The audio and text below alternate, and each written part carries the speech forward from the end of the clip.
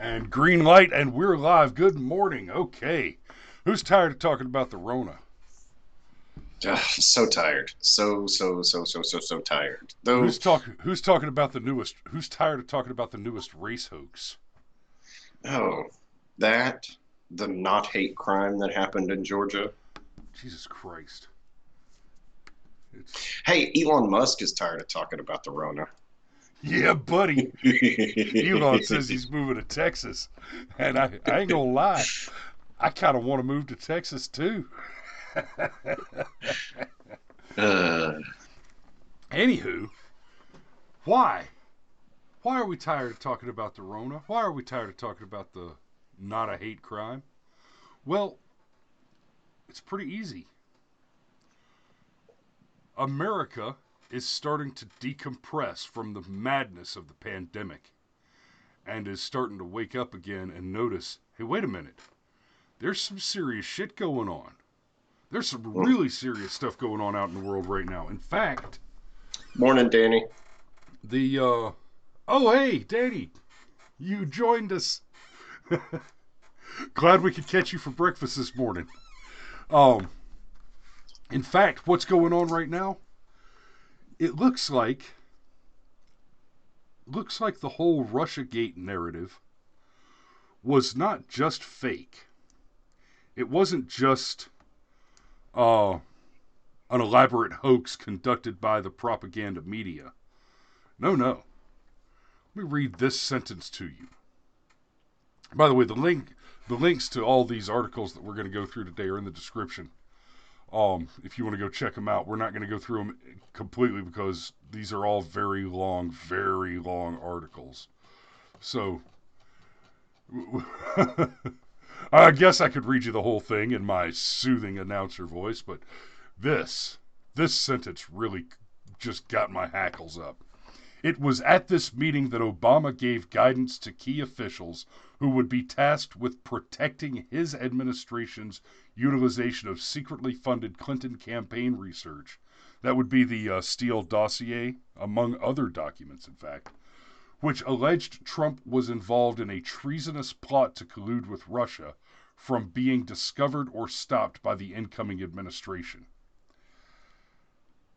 It's literally the case that in order to fabricate allegations of treason against Donald Trump, Barack Hussein Obama instructed the members of his Justice Department, of his intelligence community, of his law enforcement operators at the highest levels to commit treason for the purpose of framing Donald Trump for a treason plot which he was not involved in. Yeah, not only is Russiagate fake, it was orchestrated, and now Obama's implicated in the orchestration.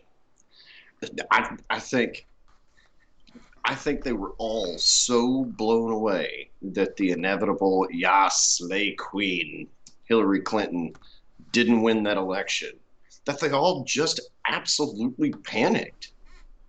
I think it's just that simple. They couldn't believe she had lost.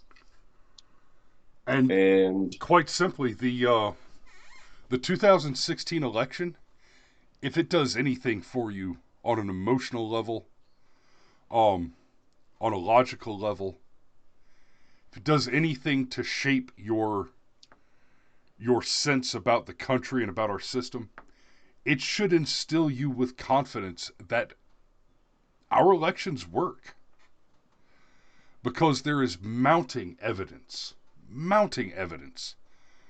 that not only did President Obama, in conjunction and in directing his administration and his DOJ, commit treason in order to try and undo the election which happened. But we've talked before about, oh well, Hillary won the popular vote. Yeah, that's a funny thing. Hillary won the popular vote. More than 50% of all of her total votes nationally came from 3 sanctuary cities which openly allow criminal aliens, hostile foreign invaders, undocumented immigrants. When you say undocumented immigrants, you're a damn liar. Criminal aliens, hostile foreign invaders. Okay? Yeah, that's like saying rape is undocumented consent. Yeah, you know the Arabic word for rape is literally surprise sex? Just That's just throwing that terrifying. out there. Just throwing that Wow. out there. Um and, Anyhow, and yes, to say undocumented worker is like saying, "Oh no, it was surprise sex." Surprise! No. No. No. But we're talking about, when you're talking about Clinton winning the popular vote, more than 50% of the votes that she won came from 3 cities which allow criminal aliens to vote. Um, thank God for the Electoral College, oh yeah, because yeah. wow. That's part of why they want to get rid of it. And God, that's just the stupidest thing. Um, that's a whole nother conversation. Yep. If you Yep. get rid of the Electoral College, California turns red. But that's a whole nother conversation. Um, you appear to have a mild look of surprise on your face there, Cameroon. I don't know that I buy that California turns red, Yeah, but it I does. I see your point. Yeah, it does. The farmer's bad. Anyhow, Anyway, anyhow, Obamagate, Flynn, Sessions, all that. um, yeah, the big piece of the news that's going on right now, as a part of this whole thing, is okay. So the charges were dropped against General Michael Flynn. Um, that's Lieutenant General Michael Flynn. So that's a 2-star general. Uh, you know, be my little general. That's a 3-star general. Brigadier General, Major General, Lieutenant General, General. So 3-star general, that's just about as tippy top as you can get.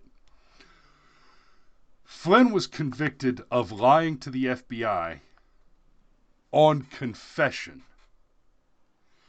And the lefties are, well, he confessed. He confessed to the crime.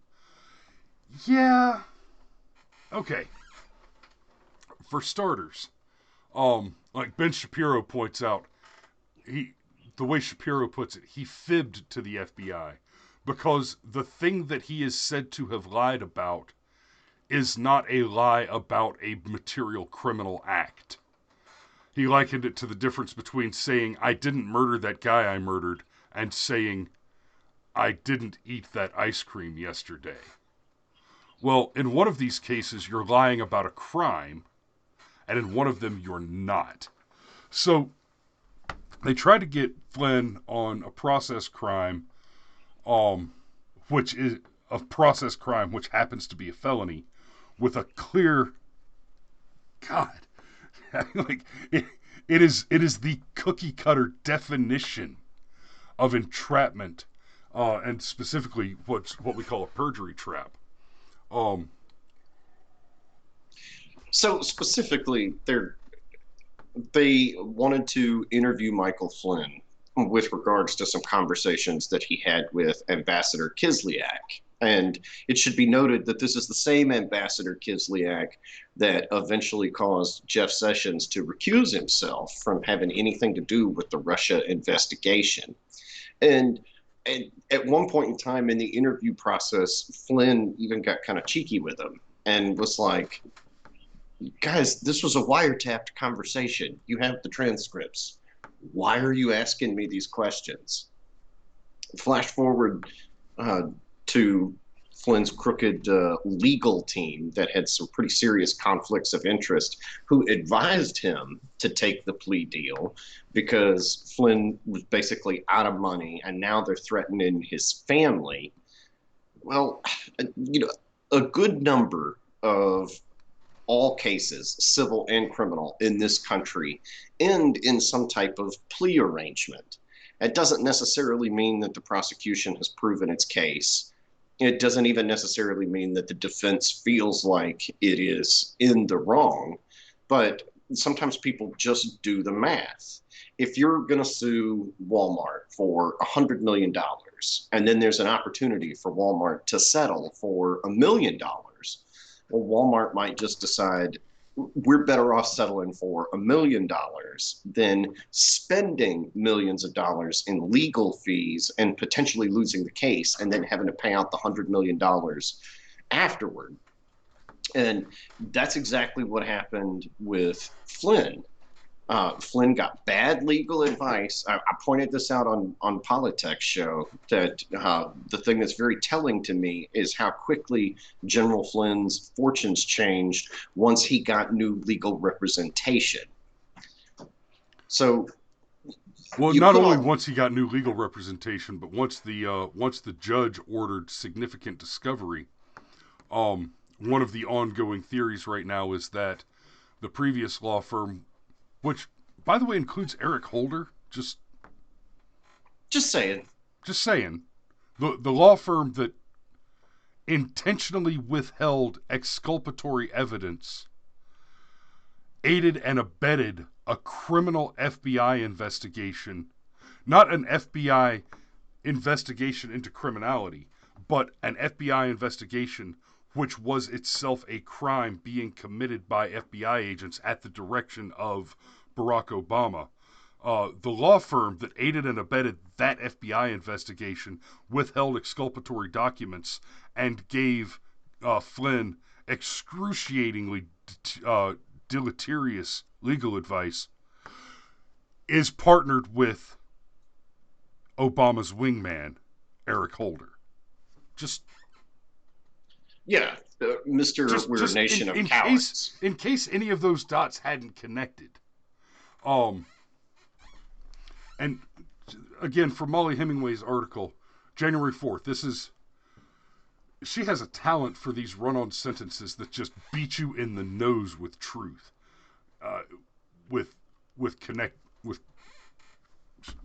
Following the closure of a pretextually dubious and politically motivated FBI investigation of Flynn at the beginning of January, the leadership of the FBI scrambled to reopen a case against Flynn, the man who, in his role as National Security Advisor, would have to review their Russia collusion investigation.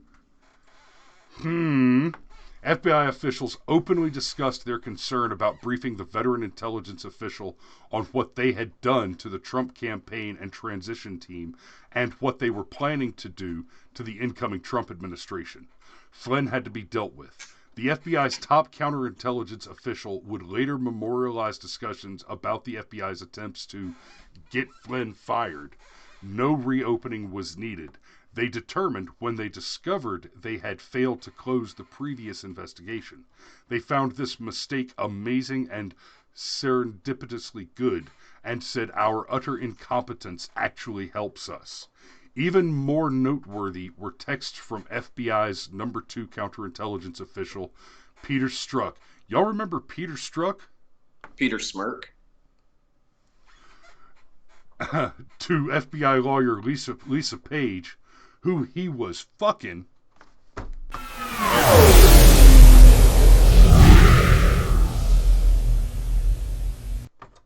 Noting that the 7th floor, a reference to Comey and his deputy director Andrew McCabe, was running the show. So, the investigation was bad to begin with. It was concluded with the conclusion being that Flynn had done nothing wrong. He had not, in fact, lied to the FBI. That was the conclusion of the investigation. And then it remained open. It only remained open because at the time when it was supposed to be closed, having concluded that there was no evidence Flynn had done anything wrong, Peter Strzok said, keep it open. And then, using that with the our utter incompetence actually helps us trick here, they used that open investigation to begin hammering him, and basically they emotionally and psychologically tortured this man into an illegitimate confession. Yes, yes. Rod's in the comments and he's asking if we're surprised that they screw people. No, nobody's surprised by this. But this isn't just screwing somebody. I mean, We're this is not even surprised that they get away with it. We're infuriated by these facts, and we continue to be yes. infuriated by these facts. And then there's the whole thing where basically Obama tried to tilt an election. Like, wow, you know. And again, not even something terribly surprising since he was a closet commie, and that's just the kind of thing that socialists like to do. Wow, Um, closet. That's pretty generous. anyhow, uh, don't derail me. Damn it, Chris. anyhow, the fact that it's right there, it's in plain sight that the entire country was, in a lot of ways, really torn apart with years of a Russian hoax that migrated to a Ukrainian hoax that culminated in an impeachment that just happened to take place in the beginnings of this whole coronavirus thing. I mean, it's not surprising, but it is infuriating. And another thing that's come out that's really important to understand. For example, James Clapper, one of the people rolled up in all of this, who's made frequent appearances on CNN and as an expert and all of these sorts of things.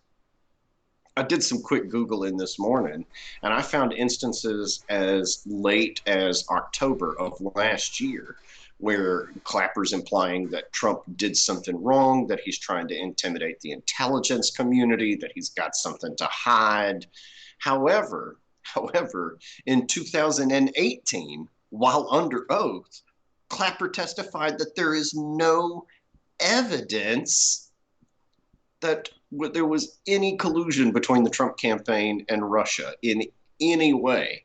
So basically, I think where we are with that now is every single person who has made public statements about there being evidence in the Russiagate scandal and also testified under oath has refused under oath to testify in the affirmative on the existence of evidence. So they've gone out and they've pushed that narrative. There's evidence, there's evidence, there's evidence.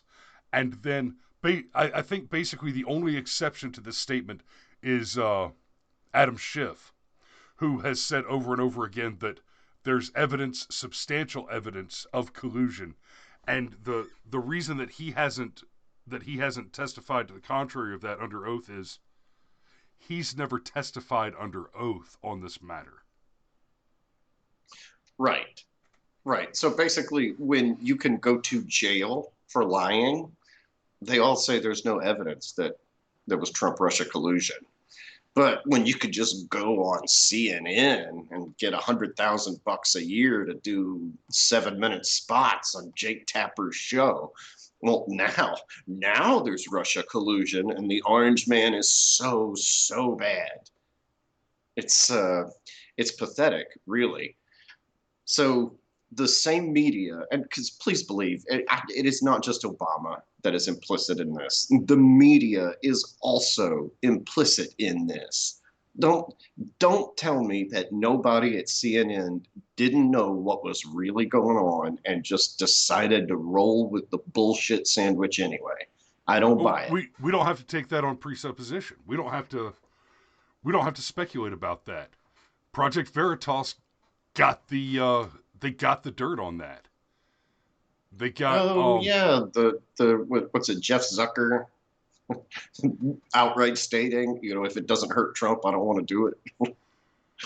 well that and he got God who did he get? Was it Van Jones? He caught Van Jones on tape saying, "Oh yeah, there's nothing to the Russia thing. It's a big nothing burger." He literally used the words "It's a big nothing burger," but it sells headlines. So Yeah, so if Van Jones knew it, if Don Lemon knew that it was fake, and they were getting caught talking to a hidden camera about that, then hey, they knew what was going on. Oh yes, the media, the the the fourth branch of the estate. My sarcasm coming through clearly. If they were implicit in this, excuse me, they were implicit in this. If they'll lie to you about a soft coup that was an attempt to disrupt a free and fair election, please believe they will lie to you about a not hate crime in Georgia in order to distract you from the point. This should be the biggest story in the country. It should be the biggest story in the world. Everybody associated with the Clintons and everybody associated with the Obamas should be in disgrace and self imposed exile right now. But they're not. Oop. It's almost like Obama's vice president's the presumptive Democrat presidential nominee, and we've got to do whatever it takes to sweep that under the rug. Yeah, maybe they're all for keeping the lockdown up because they're afraid we're going to let the cops out to arrest their dumbasses. Dumbasses is a little harsh. These are obviously clever people. They just happen to be clever and evil. Yes. Yeah. No, they don't like America. They don't like people like me and and you. It very well may be that what's really going on here is they were too clever by half. They've out-clevered themselves. Yes. Yes. Sometimes the fox does get caught in the hen house. They were so smart that they forgot to be careful. And what you're seeing here is the just unmitigated hubris of Obama and his academarians, that the hubris is causing the world to collapse on them because they operate under the painstakingly, carefully cultivated belief that they are smarter than the rest of us. Yes, they believe that they know better, that they're smarter, their vision of the world. If us dumb, Bible fearing, gun having Southern rednecks would just give up some of your independence, and we could all just ride trains to work powered by solar windmills. And I mean, this is the result of it. There's a question for you. Has anybody thought to build windmills with solar panels for blades? I was just being sarcastic, but and I don't know. That's an interesting thought. Yeah, So it's an interesting, huge lot of strip mining. yeah. Oh, Rod says in the comments that the coronavirus is a biological attack. Yes, that is definitely our line on the show.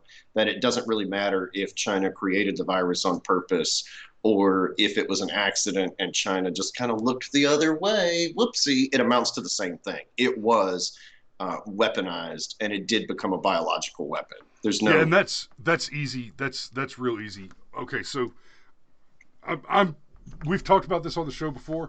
I'm done with Flynn for today. I could go ahead and end the show now. So I'm gonna just tag that biological attack thing real quick. The original narrative was that it came from bats in a wet market. We have since learned the bats that they're talking about that carry the coronavirus are not available in the wet market. They're not available in the region at the time that the virus outbreak occurred. However, the bats which carry the virus were being studied in the lab directly across the street. That lab has been funded by U.S. taxpayer dollars and by Fauci himself, in conjunction with the World Health Organization. And there's a whole lot of crazy connect the dots conspiracy shit going on there. But the fact of the matter is this: the Chinese Communist Party that exists and rules China today is the same Chinese Communist Party that was headed by Mao Zedong. It is as if Hitler had died and the Nazi Party continued in perpetuity to today to lead Germany. Okay, that is the equivalency that you need to understand there. The next piece of that is whether the virus developed naturally and got into the population through the wet market, or was actually developed as a biological weapon, or any variation in between, any gradation between those two. I think the most probable case is that the virus was being studied in the lab, broke containment, and escaped into the population, was not engineered as a biological weapon.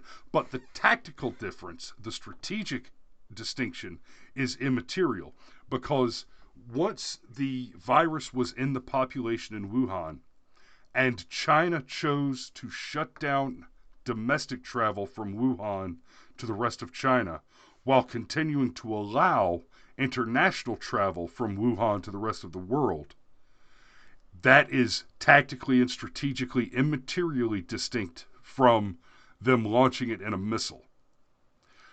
What China did is they intentionally insulated the rest of their country from the virus, while simultaneously launching the virus out into the world at large to create a pandemic.